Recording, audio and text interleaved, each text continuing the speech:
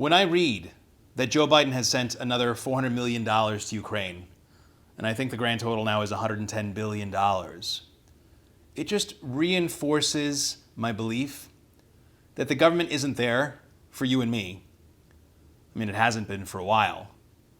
Because if it was, we could have spent that $110 billion getting homeless people off the streets, getting better education for our kids, getting their test scores higher so they can actually compete against China and India. But no, they're not doing things in our interest. They're doing things for the special interests, for the well-connected corporations, labor unions, foreign governments.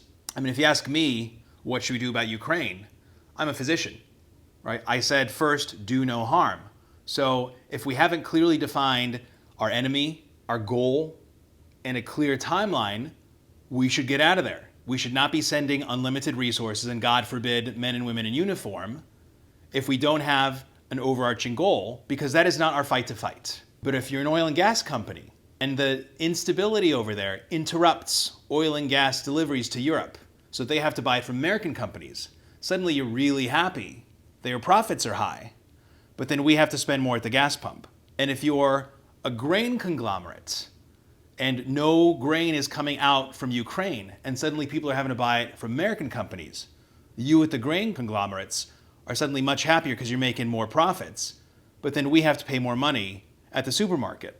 And if you're a weapons manufacturer, all that money that gets sent over there just makes a U-turn and goes right into your bank account. So those special interests are really, really happy as long as this war continues.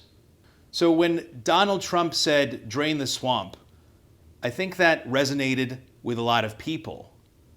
Because if we don't get out those entrenched career politicians, if we don't get out those special interest best friends of theirs, things aren't going to get any better.